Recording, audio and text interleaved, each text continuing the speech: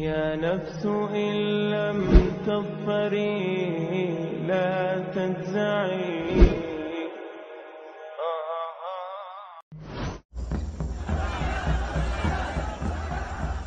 اے محمد، ہم چاہتے ہیں کہ ہمیں اور اہل نجران کو اپنے حال پر چھوڑ دیا جائے. ہم نے آپ کی بات غور سے سنی ہے، لیکن ہم یہ بتانا چاہتے ہیں کہ ہم اہل نجران جب اپنے طور طریقے دیکھتے ہیں تو انہیں دیکھنے کے بعد ہمیں یہ پتا چلتا ہے کہ حق ہمارے ساتھ ہے اور تمہارے اسلام کے ساتھ بالکل بھی نہیں ہے. رک جاؤ، رک جاؤ.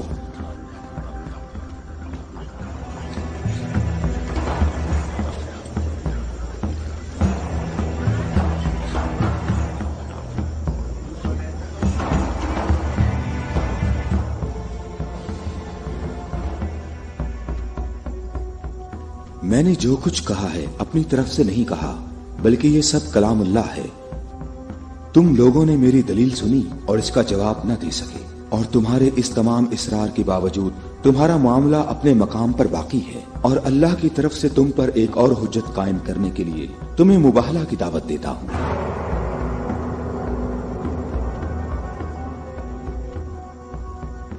مباہلہ؟ ہم دونوں ایک دوسرے پر اللہ کی طرف سے بلائیں نازل ہونے اور اللہ کی لعنت کی بد دعا کریں گے.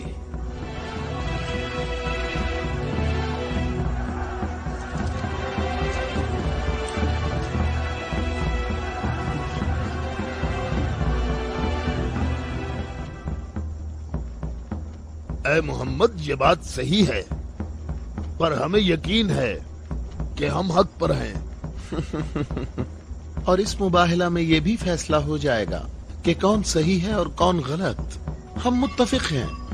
ہمیں کہاں آنا ہے؟ چونکہ تم نے مباہلہ کی تجویز مان لی ہے تو کل صبح ہم لوگ شہر سے باہر جمع ہوں گے. ہم اپنے تینوں خداؤں کو پکاریں گے. ہم اپنے تینوں خداؤں کو پکاریں گے. ہمارے خدا تم پر مصیبتیں نازل کریں گے اور تمہاری اولادوں کو جلا دیں گے اور تمہاری نسل ختم کر دیں گے اور تمہارے پیروکاروں کے دلوں کو ہمارے دین کے شوق اور محبت سے بھر دیں گے. اگر تم محمد سے محبت کرتے ہو تو اسے بچانے کی ابھی کوشش کرو، کیونکہ کل کا سورج ڈوبتے ہوئے کوئی نہیں دیکھے گا.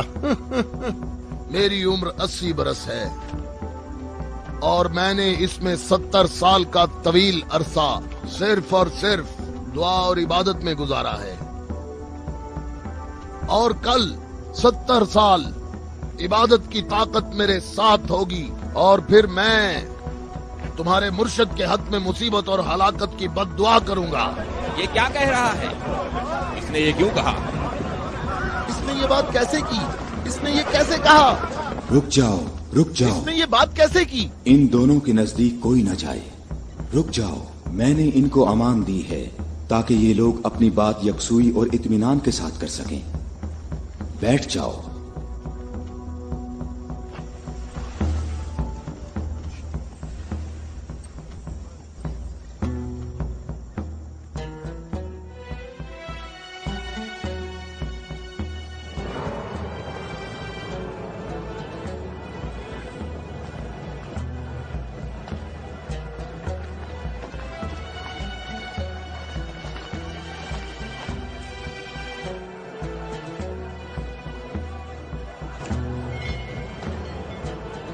میں تم لوگوں کو نصیحت کرتا ہوں کہ اگر ہم نے محمد پر مصیبت نازل کی تو تم ہمیں قصوروار نہیں ٹھہراؤ گے، کیونکہ محمد نے خود اس کی خواہش کی ہے.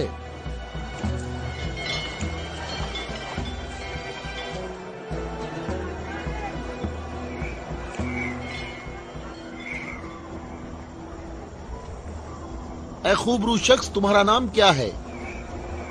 ابو رافع. میں محمد مصطفیٰ کا آزاد کردہ غلام ہوں. اگر تم سے ایک سوال پوچھوں تو جواب دو گے؟ ہاں جواب دوں گا. پوچھو اے نجرانی. اچھا یہ بتاؤ، اگر محمد یہاں آئے تو کس راستے سے آئیں گے؟ جس راستے سے ہم لوگ یہاں آئے ہیں، جس راستے سے سب لوگ آتے ہیں. سب لوگ اس کھجور کے درخت کے سامنے سے آتے ہیں.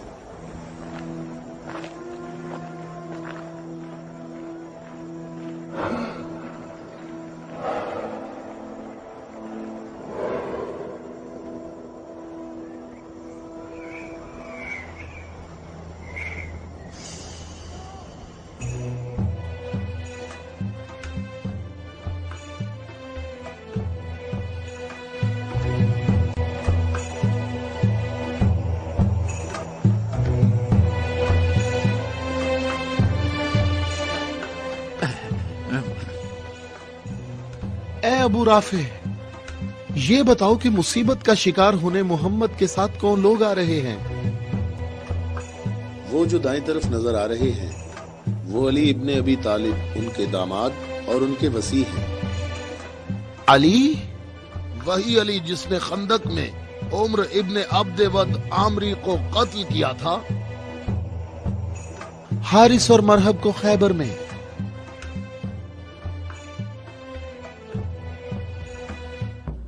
मैं कितने सुकून और इत्मीनान से आ रहे हैं।